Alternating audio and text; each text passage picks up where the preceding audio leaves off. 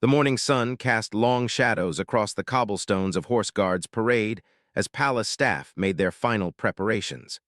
Today would mark a significant moment in diplomatic history, though few understood just how personal this visit would become for everyone involved.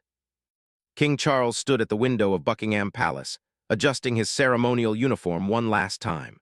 The weight of the medals on his chest felt heavier today, not from their physical mass, but from the responsibility they represented.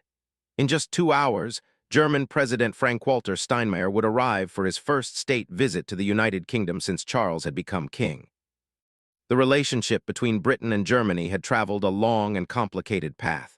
2 world wars had carved deep scars into the collective memory of both nations, yet here they stood in the 21st century as close allies and trading partners. Charles remembered his grandmother, Queen Elizabeth II, speaking about reconciliation and the power of forgiveness. Today, he would carry forward that legacy. Down in the palace kitchens, Chef Marie Dubois supervised the preparation of what would become one of the most talked-about state dinners in recent memory. The menu had been carefully crafted to honor both British traditions and German preferences. Roasted beef with Yorkshire pudding would share the table with sauerbraten, while English trifle would accompany Schwarzwälder Kirschtorte. Every detail mattered in diplomatic cuisine. "The bread needs to be perfect," Marie called out to her assistant, Jean-Claude. "The president mentioned in his dietary preferences that he particularly enjoys traditional German rye bread. We've sourced the flour directly from a mill in Bavaria." Jean-Claude nodded, understanding that this meal would feed more than bodies. It would nourish relationships between nations. Meanwhile, at the German embassy in Belgravia, President Steinmeier sat quietly in his study, reviewing his speech one final time.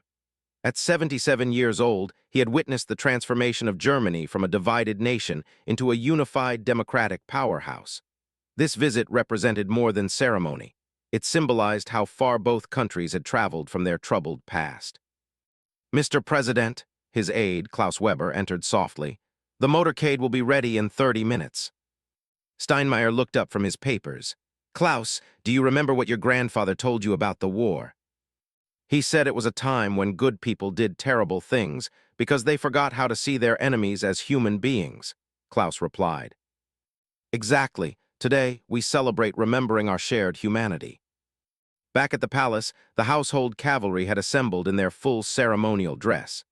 These were men and women who had served in Afghanistan, Iraq, and other modern conflicts, yet today they would perform a ritual dating back centuries. Sergeant Major Harrison checked each horse, each piece of equipment, each detail of the elaborate uniforms. "Remember," he addressed his troops, "we represent not just the monarchy today, but the very best of British military tradition. The German president served his nation honorably in politics for decades. We honor that service with our own." Private Sarah Mitchell felt a flutter of nerves as she adjusted her plumed helmet. This would be her first major state ceremony since joining the household cavalry. Growing up in Manchester, she had never imagined she would one day escort a foreign head of state through the streets of London. "Stay steady in the saddle," whispered Corporal James Thompson, a veteran of 3 deployments. "These horses know their job better than we do sometimes." At precisely 10 o'clock, President Steinmeier's motorcade departed the German embassy. The route had been carefully planned to showcase some of London's most historic sites while maintaining security.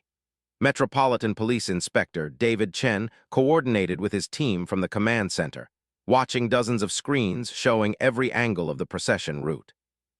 "All units, Falcon is mobile," he announced into his radio, using the code name assigned to the German president for security purposes. The streets of London told their own story as the motorcade moved through the city. Tourists pressed against barriers, cameras clicking, while longtime residents paused in their daily routines to witness this piece of living history. Mrs. Eleanor Whitfield, 83 years old, stood outside her flat in Westminster, remembering when these same streets had echoed with air raid sirens during the Blitz. "Strange to think," she murmured to her neighbor, "how different the world is now. My father fought against the Germans, and here we are welcoming their president like family." Inside his limousine, President Steinmeier observed the city with keen interest. London had always fascinated him, from its ancient Roman foundations to its modern multicultural vibrancy. The Thames sparkled in the morning light as they crossed Westminster Bridge, and he could see tourists gathered around Big Ben, that iconic symbol of British democracy. "The relationship between our countries has become so natural now," he commented to his wife, Elke Budenbender, who sat beside him. "Sometimes I forget how remarkable this friendship truly is." Elke smiled, adjusting her elegant blue coat. "My grandmother used to hide in bomb shelters when British planes flew overhead. Today I'm going to have lunch with the British Queen Consort. History has a sense of irony." At Buckingham Palace, Queen Consort Camilla reviewed the final arrangements with her private secretary. The informal lunch she would host for Mrs. Budenbender had been designed to showcase British hospitality at its finest, while also providing an opportunity for genuine personal connection between the two women. "I've prepared some conversation topics about her work as a judge," Camilla noted. "She's had a distinguished legal career, and I think we'll find we have more in common than our different languages might suggest." The palace staff moved with practiced efficiency, each person understanding their role in the elaborate choreography of a state visit. Footmen polished already spotless silver. Florists made final adjustments to arrangements featuring both English roses and German edelweiss, and protocol officers confirmed that every detail matched the carefully negotiated agreements between the two governments. Prince William arrived at the palace to join the welcoming ceremony, bringing with him a sense of the younger generation's perspective on Anglo-German relations. For him, Germany had never been an enemy, but always a partner in European cooperation and shared values.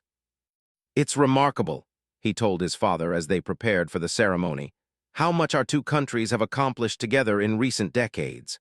The European cooperation on climate change, the joint military exercises, the economic partnerships."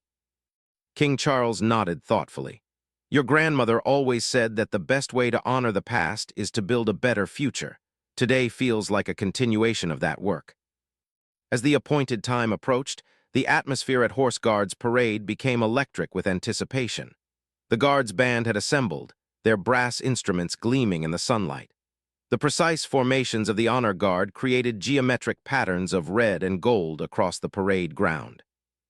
Colonel Marcus Fitzgerald, commanding officer of the ceremonial unit, felt the familiar surge of pride that came with these occasions.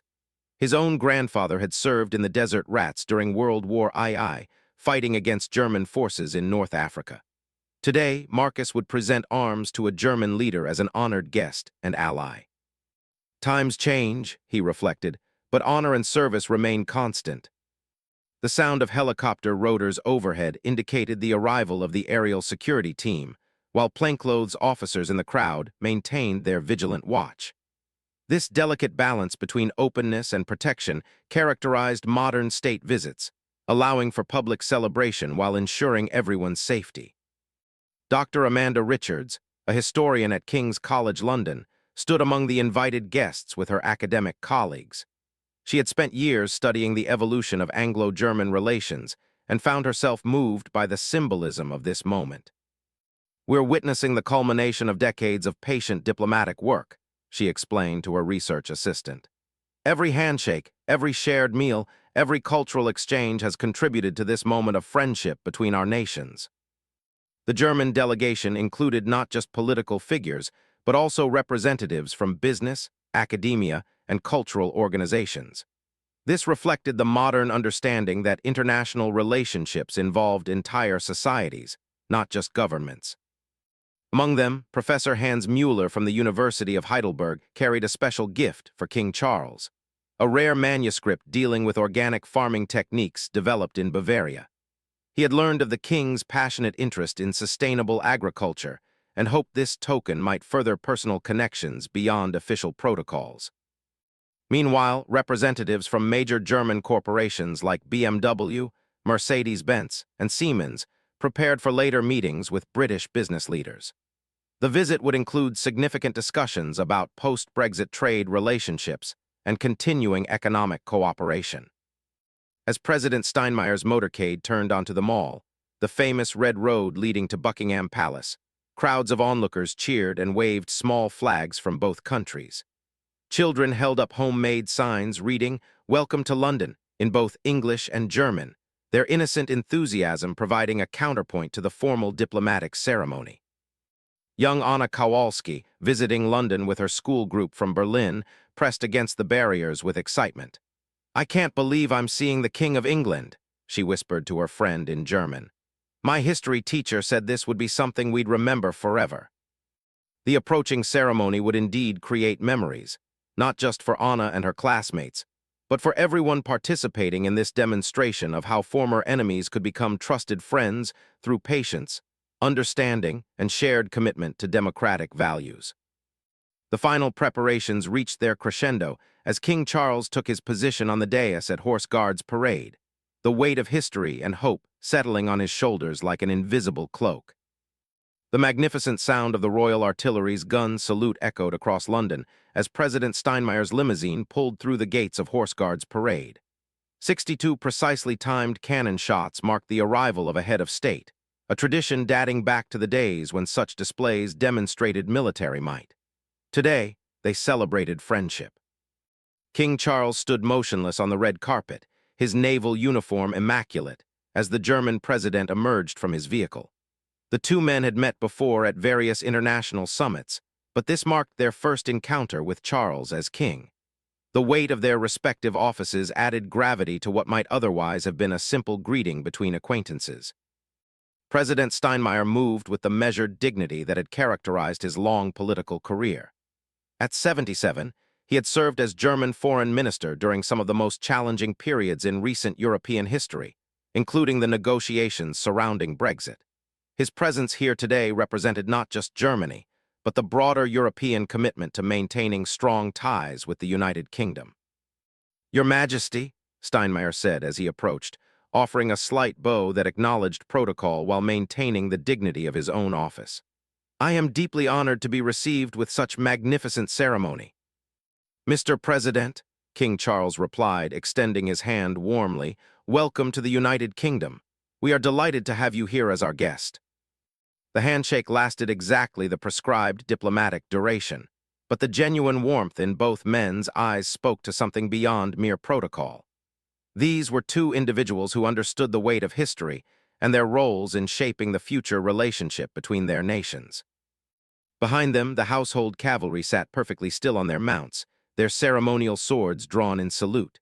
Private Sarah Mitchell kept her eyes fixed straight ahead, but she could feel the significance of the moment washing over her. Her great-grandfather had fought in the trenches of World War I against German forces. Now, she formed part of an honor guard welcoming a German leader as a cherished ally. The royal standard fluttered proudly alongside the German flag, their colors bright against the gray London sky. Protocol Officer Margaret Stevens watched every detail from her position near the dais, ensuring that each element of the ceremony proceeded according to the carefully negotiated plans that had taken months to finalize. "Everything must be perfect," she had told her team during the morning briefing. "State visits are theater, diplomacy, and genuine relationship building all rolled into one. Every gesture matters." As the two leaders began their inspection of the Guard of Honor, the assembled military personnel stood in perfect formation. These were soldiers who had served alongside German forces in Afghanistan, Mali, and other international missions.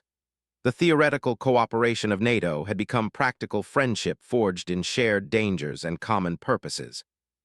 Sergeant Major Harrison called out the commands as King Charles and President Steinmeier moved slowly down the line of guards. Each soldier had been selected not just for their appearance and drill perfection, but for their exemplary service records. Today, they represented the finest of British military tradition. "Eyes right," came the command, and 100 heads turned in perfect unison. President Steinmeier paused before several soldiers, asking brief questions about their service through an interpreter. When he stopped before Corporal James Thompson, the veteran of 3 deployments, a moment of mutual recognition passed between them. "Afghanistan?" Steinmeier asked in accented but clear English. "Yes, sir, Helmand Province, 2018, Thompson replied. "We served together there, your forces and ours. Good work, all of us." Thompson felt a surge of pride that transcended national boundaries. The shared experience of military service created bonds that politics could never break.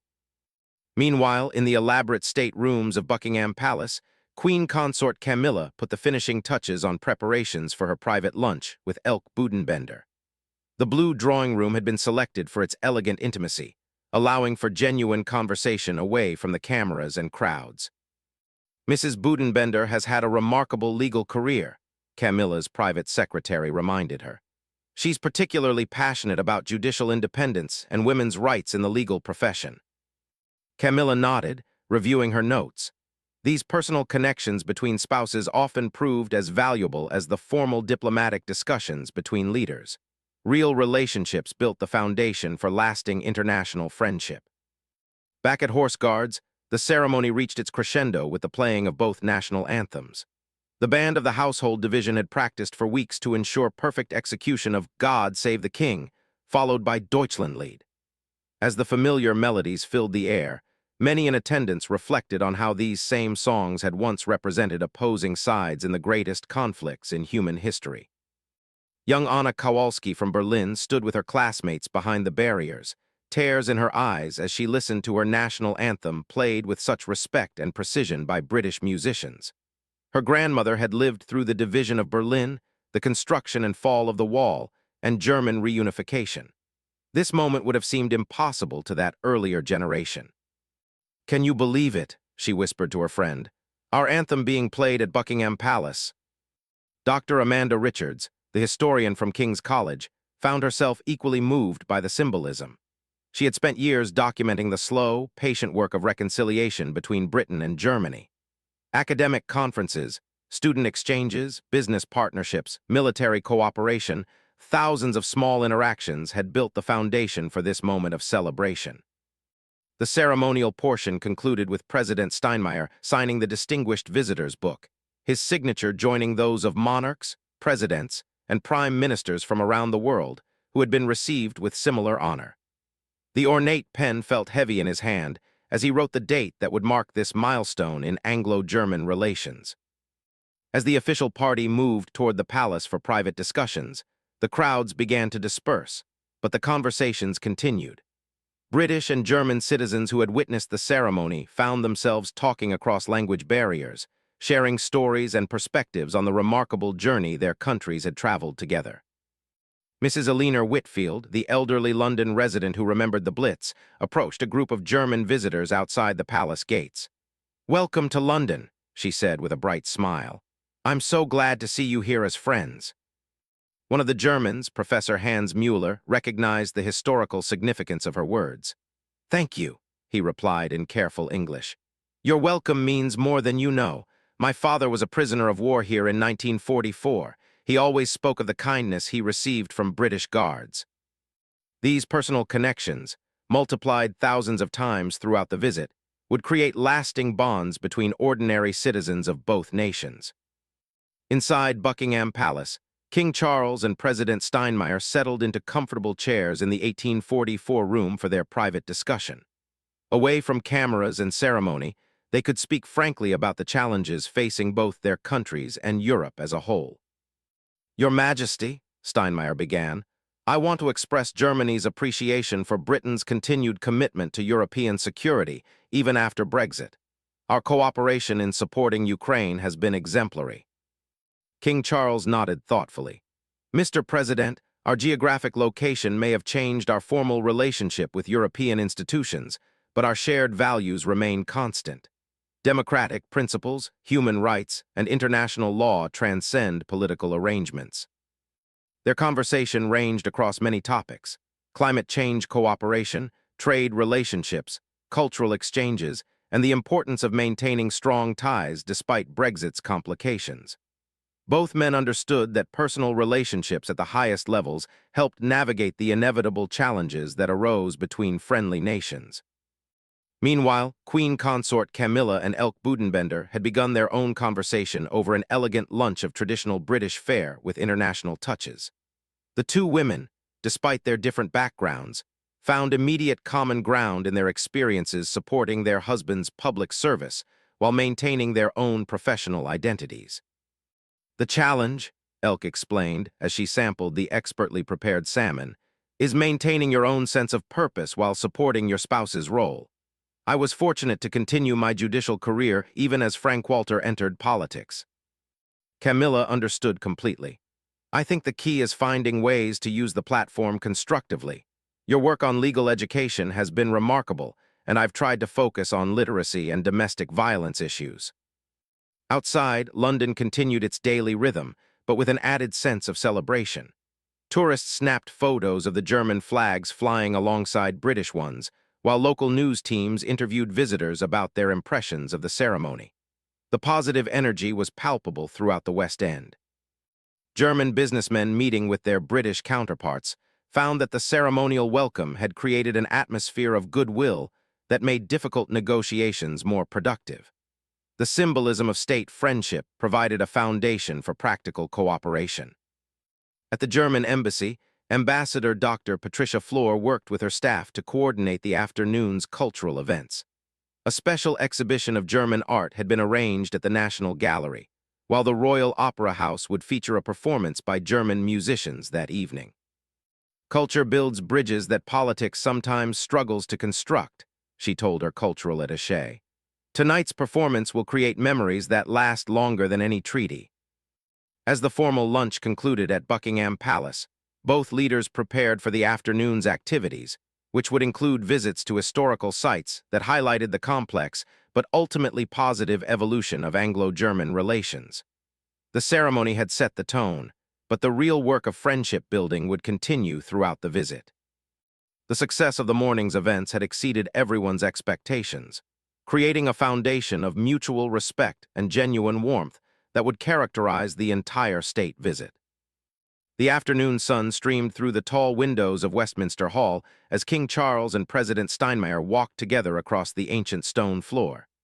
This magnificent space, nearly 1,000 years old, had witnessed some of the most important moments in British history, from coronation banquets to lying in state ceremonies. Today, it would host a different kind of historical moment. "This hall has seen so much," King Charles observed as their footsteps echoed in the vast space. Medieval kings, the trial of Charles I, Winston Churchill lying in state. It seems fitting to discuss the future of our relationship in a place where so much history has unfolded. President Steinmeier looked up at the spectacular hammerbeam roof, one of the finest examples of medieval architecture in Europe. "In Germany, we often speak of the weight of history. Here, I can feel it physically. This building connects us to centuries of human struggle for democracy and justice." The two leaders had requested this private walk through Westminster Hall as an opportunity to speak away from advisors and protocol officers. Sometimes the most important diplomatic conversations happened in quiet moments between individuals who understood the burden of leadership. Behind them, at a respectful distance, their security details maintained vigilant watch while allowing the principals the sense of privacy they needed for genuine conversation. Detective Inspector Sarah Walsh had worked protection details for years, but she never lost her appreciation for the historic settings where her work took place. "Every step they take is on stones that medieval kings walked," she murmured to her German counterpart, Hauptkommissar Klaus Richter, who had accompanied President Steinmeier from Berlin. Klaus nodded with understanding. "In my country, we have learned to cherish old buildings that survived the wars. This place reminds us what we almost lost and why we must protect what remains." The conversation between the two leaders had grown increasingly personal as they walked. Away from the cameras and formal speeches, they could discuss the challenges they both faced as leaders of proud nations working to maintain relevance and influence in a rapidly changing world. "Your Majesty," Steinmeier said, pausing near the spot where Winston Churchill's coffin had rested during his state funeral in 1965. "I sometimes wonder what Churchill would think of our friendship today. He saw so clearly the dangers of German nationalism, yet he also understood that European cooperation would be essential for lasting peace." King Charles considered the question carefully. "I think he would be proud of how far we've traveled. Churchill believed in redemption and second chances. The European Union, nay, our partnership in supporting democracy worldwide, these represent the fulfillment of his vision for the post-war world." Their walk continued toward the other end of the hall, passing beneath the magnificent stained glass windows that cast colorful patterns on the ancient stones. Each window told a story of British history, but today they seemed to frame a new chapter in international friendship. Meanwhile, at the National Gallery, Queen consort Camilla and Elke Budenbender moved through the special exhibition, Bridges Across Time, German Art in British Collections. The carefully curated display showcased how cultural exchange had flourished even during periods of political tension between their countries. This Caspar David Friedrich painting, Elke explained, stopping before a romantic landscape of mountainous terrain, was actually purchased by a British collector in 1820, long before our countries became close allies. Art has always transcended political boundaries. Camilla studied the ethereal quality of the light in the painting. It's remarkable how beauty speaks a universal language. When I see this, I don't think about nationality or politics. I think about the human desire to capture and share moments of transcendence. Dr. Catherine Morrison, the gallery's director, had spent months preparing this exhibition to coincide with the state visit. She watched the two women's genuine appreciation for the artworks with professional satisfaction. Art creates empathy, she had told her staff during the planning stages. When you stand before a painting that moves you, national boundaries become irrelevant. You're simply one human being responding to another's vision. The exhibition included not just traditional paintings, but also contemporary installations by German artists working in London, demonstrating how cultural exchange continued to evolve in the modern era. One particularly striking piece by Berlin artist Maria Schmidt used fragments of brick from the Berlin Wall embedded in a sculpture representing the breaking down of barriers between people. Young visitors, including Anna Kowalski's school group from Berlin, moved through the gallery with worksheets, comparing German and British artistic traditions. Their teacher, Frau Weber, had designed exercises that encouraged the students to think about how art reflected the historical relationship between their countries. "Notice how this British artist painted German subjects," she told them, standing before a Victorian-era portrait of a German composer. Even during times of political tension, artists have always been interested in each other's cultures. Back in Westminster Hall, King Charles and President Steinmeier had reached the southern end of the great space, where a small exhibition had been arranged specifically for this visit. Display cases contained documents and artifacts illustrating the evolution of Anglo-German relations over the past century. One case held a letter written by King George V to his cousin, Kaiser Wilhelm II, in 1914, attempting to prevent the outbreak of World War I. Another displayed photographs from the Berlin airlift of 1948-49, when British and American pilots risked their lives to supply West Berlin during the Soviet blockade. "These artifacts tell such a powerful story," President Steinmeier observed, studying a photograph of a British Royal Air Force pilot being greeted by grateful German children in 1948. From family tragedy to bitter enemies to essential allies, the human capacity for forgiveness and growth continues to amaze me. King Charles pointed to another display showing British and German soldiers serving together in Bosnia in the 1990s. "My son William served in the RAF, and he often spoke about training exercises with German pilots. For his generation, cooperation is natural. They can hardly imagine a time when our countries were enemies." The artifacts also included more recent items: photographs from joint British-German scientific research projects, documents establishing educational exchange programs, and images from cultural festivals celebrating both traditions. Each item represented countless individual relationships that had built the foundation for official friendship. Professor Hans Müller, the University of Heidelberg representative who had brought the agricultural manuscript as a gift, waited nearby with other delegation members for the private tour to conclude. He reflected on how academic cooperation had played such an important role in rebuilding trust between the countries. "We started with small projects," he had explained to colleagues back in Germany. "Joint research papers, student exchanges, shared conferences. Gradually, we proved that German and British scholars could work together productively. Now we take it for granted, but it was revolutionary 60 years ago."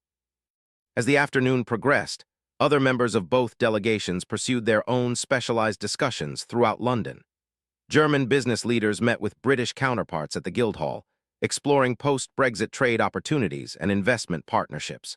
Despite the complications introduced by Britain's departure from the European Union, both sides remained committed to maintaining strong economic ties. At the Royal Institution in Mayfair, German and British scientists presented joint research projects on climate change, medical advancement, and space exploration. Dr. Emma Thompson from Cambridge University introduced her collaboration with colleagues from the Max Planck Institute, demonstrating how scientific cooperation transcended political boundaries. Climate change doesn't respect national borders, she told the assembled researchers. Neither can our response to it. German engineering expertise combined with British research capabilities gives us the best chance of developing effective solutions. The German delegation included representatives from major technological companies who had established significant operations in the United Kingdom. Their presence demonstrated that business relationships had grown deep roots that would survive political changes. Meanwhile, at the Royal Opera House, final preparations were underway for the evening's gala performance featuring musicians from both countries. The program would include pieces by British and German composers, performed by an orchestra combining players from the London Symphony and the Berlin Philharmonic. Conductor Sir Mark Williams had spent weeks preparing for this unique collaboration. "Music speaks the language of emotion," he told the combined orchestra during their final rehearsal. "Tonight, we speak as one voice about the power of harmony, both musical and human." As evening approached, King Charles and President Steinmeier concluded their private tour of Westminster Hall. Their conversation had ranged from personal experiences to global challenges, creating the kind of understanding that formal meetings could never achieve. "Mr. President," King Charles said as they prepared to leave, "I want you to know that this visit represents more than ceremony for us. It celebrates a friendship that has been decades in the making and will, I hope, continue for decades to come." "Your Majesty," Steinmeier replied, "today has reinforced my conviction that the ties between our peoples transcend any temporary political arrangements. Our shared values of democracy, human rights, and international cooperation will always unite us." As they walked back toward the main entrance, both men carried with them a deepened appreciation for the journey their countries had traveled together and the possibilities that lay ahead for continued cooperation and friendship. The state banquet hall at Buckingham Palace had been transformed into a masterpiece of diplomatic entertainment. Crystal chandeliers cast warm light over tables set with the finest china and silverware, while arrangements of white roses and German edelweiss created elegant centerpieces that honored both nations' traditions. Tonight would mark the culmination of President Steinmeier's visit with a dinner that celebrated not just political alliance, but genuine friendship. King Charles stood in his private study, making final adjustments to his speech. The words had been carefully crafted by his staff, but he had insisted on adding personal touches that reflected his own thoughts about the remarkable relationship between Britain and Germany. These dinners were more than social events.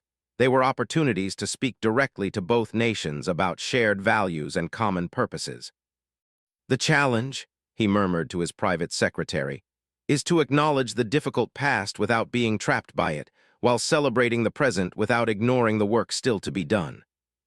Sir Michael Stevens, the keeper of the Privy Purse, reviewed the final arrangements with practiced efficiency. Every detail of a state banquet required perfect execution, from the timing of the courses to the positioning of the flags. Tonight's dinner would host 150 guests, representing the finest of British and German society across politics, business, arts, and academia. "The seating arrangement has been particularly complex," he noted to his assistant. "We need to ensure productive conversations while respecting protocol. The Archbishop of Canterbury will sit near the German Minister of Culture, while the Lord Mayor of London will dine next to the Mayor of Berlin." Down in the palace kitchens, the final preparations reached their crescendo. Chef Marie Dubois supervised her team with the precision of a military commander, ensuring that every dish would be presented flawlessly.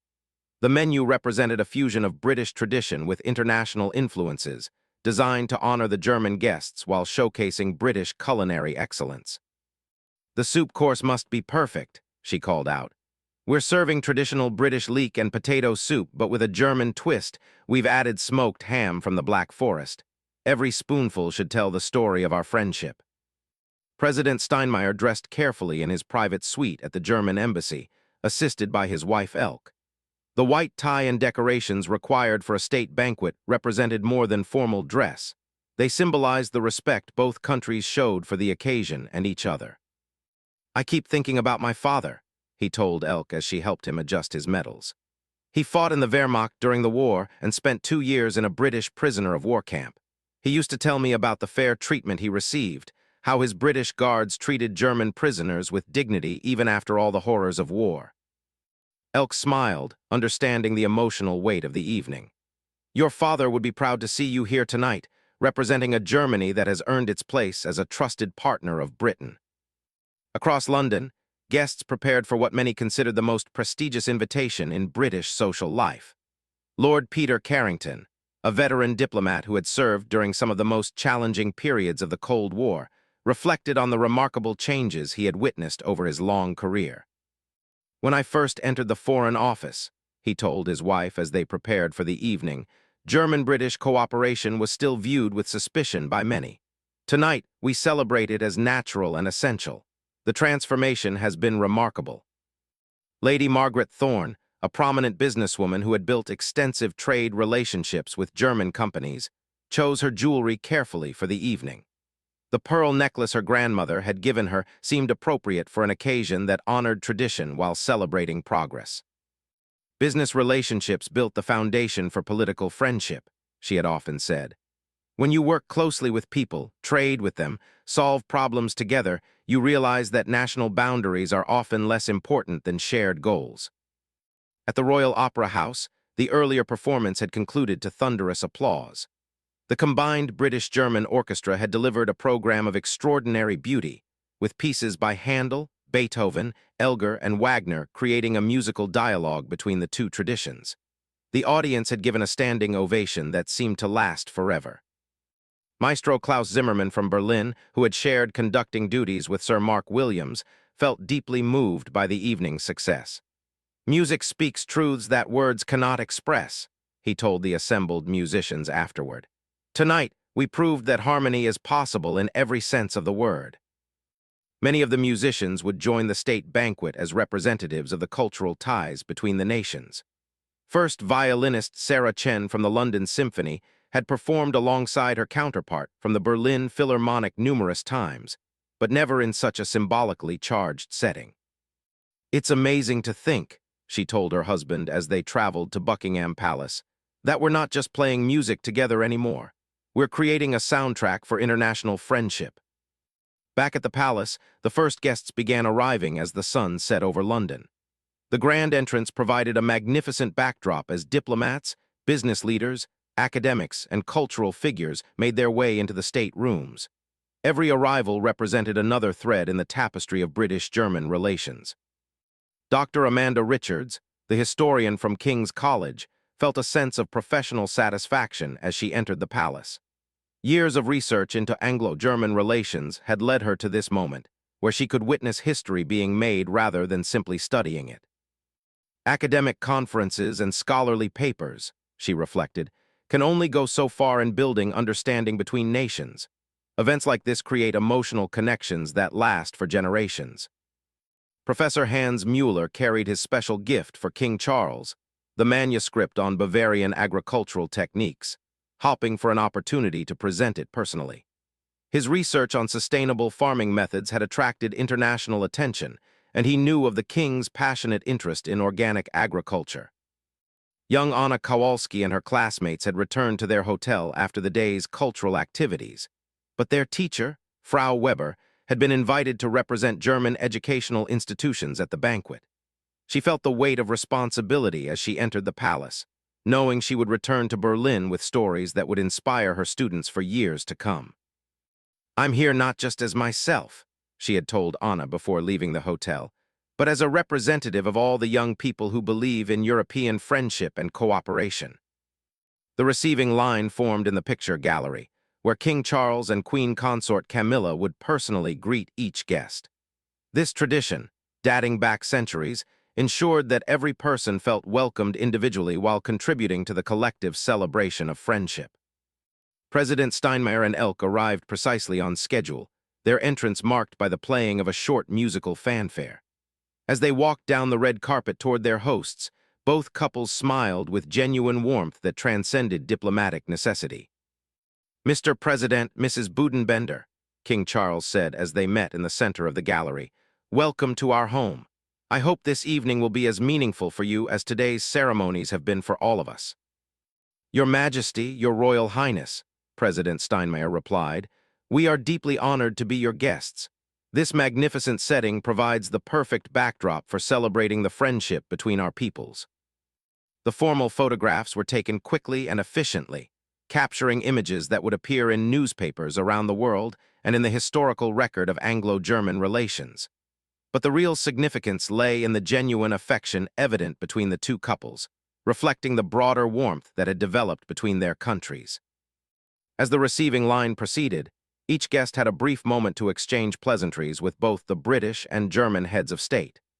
These individual interactions, multiplied dozens of times throughout the evening, created personal connections that strengthened the foundation of official friendship. Lord Carrington, when his turn came, spoke briefly with President Steinmeier about their shared experiences in international diplomacy. Mr. President, he said, I've had the privilege of working with German colleagues for over 50 years. The quality of your diplomatic corps has always impressed me. Lord Carrington, Steinmeier replied, your reputation precedes you. German diplomats often cite your work as an example of how to balance principle with pragmatism. Lady Margaret Thorne used her moment with King Charles to briefly mention her business relationships with German companies. Your Majesty, she said, tonight's celebration reflects relationships that have been building in boardrooms and factories for decades. Politics often follows where business leads. As the receiving line concluded, guests moved into the state dining room for the banquet itself. The sight that greeted them justified all the preparation and anticipation. The table settings gleamed under the crystal chandeliers, while the gold and crimson decorations created an atmosphere of magnificent formality balanced with warm hospitality.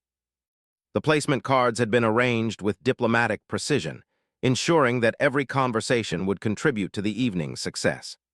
German business leaders found themselves seated next to British academics, while cultural figures from both countries were positioned to share perspectives on artistic cooperation. As everyone took their places, a sense of anticipation filled the magnificent room. The evening ahead would feature exceptional food, meaningful toasts, and conversations that would strengthen the bonds between two nations that had traveled an extraordinary journey from enmity to friendship. The state dining room fell into respectful silence as King Charles rose to deliver his toast. The crystal glasses caught the light from the magnificent chandeliers above, while the assembled guests, representing the finest of both British and German society, turned their attention to their host. This moment would mark not just the culmination of President Steinmeier's visit, but a statement about the enduring friendship between their nations. Mr. President, distinguished guests, King Charles began, his voice carrying clearly through the magnificent room. Tonight we celebrate something that would have seemed impossible to previous generations. We celebrate the transformation of former enemies into trusted friends, of suspicion into cooperation, of division into unity. The king paused, allowing his words to resonate before continuing. The journey from the battlefields of 2 world wars to this elegant dining room represents one of humanity's greatest achievements. It reminds us that even the deepest wounds can heal when people choose reconciliation over retribution, understanding over anger. President Steinmeier listened with visible emotion, knowing that his response would be equally important in defining the meaning of this historic visit. Around the room, guests from both countries reflected on the personal significance of these words. Sir Michael Stevens, observing from his position near the service entrance, noted the profound attention with which everyone listened. In his long career organizing state functions, he had witnessed many speeches, but tonight felt different. The words carried weight because they reflected genuine transformation, not mere diplomatic courtesy. Our countries, King Charles continued, have learned that true strength lies not in military might alone, but in the willingness to admit mistakes, to forgive, and to build something better. Germany's democratic transformation after 1945 stands as one of history's most remarkable achievements, while Britain's role in supporting that transformation demonstrates our finest values. Dr. Amanda Richards, the historian, found herself taking mental notes even in this formal setting. The king's words would likely be quoted in academic papers for years to come, but their immediate impact was equally important. This was history being made in real time. Today, the king went on, our cooperation extends far beyond Europe. From Afghanistan to Africa, from scientific research to climate change initiatives, British and German personnel work side by side in service of our shared values. Our young people study in each other's universities, our businesses create prosperity together, our artists collaborate across what were once rigid boundaries. In the kitchen, Chef Marie Dubois and her staff listened to the speech through speakers while preparing to serve the next course. Even in their professional focus, they understood the significance of this moment.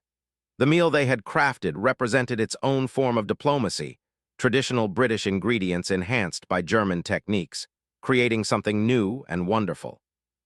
Mr. President, King Charles said, turning directly toward Steinmeier, your visit reminds us that the best way to honor the past is to build a better future. Your personal commitment to democracy and human rights, demonstrated throughout your distinguished career, embodies the values that unite our nations. The king raised his glass, prompting everyone in the room to follow suit. I ask you all to join me in toasting President Steinmeier, Mrs. Budenbender, and the enduring friendship between our peoples. To Germany. To Germany, echoed through the room as glasses were raised, and the toast concluded with warm applause. President Steinmeier rose to respond, clearly moved by the warmth and sincerity of the king's words. At 77, he had witnessed Germany's transformation from a divided nation into a unified democracy, and tonight represented the culmination of that remarkable journey. Your Majesty, Your Royal Highness, distinguished friends, he began in accented but eloquent English. I stand before you tonight not just as President of Germany, but as a representative of millions of Germans who value our friendship with the United Kingdom above almost any other relationship. The German delegation beamed with pride at their president's words, while their British hosts listened with obvious appreciation for both his message and his effort to speak in English rather than relying entirely on interpretation. When I was young, Steinmeier continued, my country was divided by a wall that seemed permanent. British forces stood guard in Berlin, protecting our freedom when we could not protect it ourselves. Tonight, that wall exists only in museums, and we stand together as equal partners in democracy. Professor Hans Müller, still hopping to present his agricultural manuscript to the king, reflected on how personal this speech felt despite its formal setting. Steinmeier spoke not just as a politician, but as someone who had lived through the transformation he described. Your Majesty spoke of forgiveness, the president said, his voice gaining strength, but I prefer to speak of growth. Both our nations have grown beyond their past limitations. Britain has grown from empire to partnership, Germany from nationalism to European cooperation. Together we have grown into something neither could achieve alone. Lady Margaret Thorne found herself nodding in agreement. Her business experience had shown her exactly what the president meant. German efficiency combined with British innovation created results that neither achieved independently. The challenges we face today, Steinmeier continued, from climate change to global security, from technological disruption to social inequality, require the kind of cooperation that began in this dining room decades ago. When Chancellor Adenauer first dined with British leaders, they were planting seeds that have grown into the forest of friendship we celebrate tonight. Queen Consort Camilla listened with particular attention, knowing that her own relationship with Elke Budenbender represented the personal dimension of international friendship. The conversations they had shared throughout the day demonstrated how individual connections strengthened official alliances. I want to speak directly to the young people of both our countries, President Steinmeier said, his voice carrying passion as well as authority. You inherit a friendship that cost previous generations tremendous effort to build. Your responsibility is not just to maintain it, but to make it even stronger. In her hotel room, young Anna Kowalski from Berlin watched the speech on television with her classmates, understanding that the president was speaking directly to them. Her teacher, Frau Weber, who was actually present at the banquet, would return with stories that would inspire Anna's generation to continue building bridges between nations.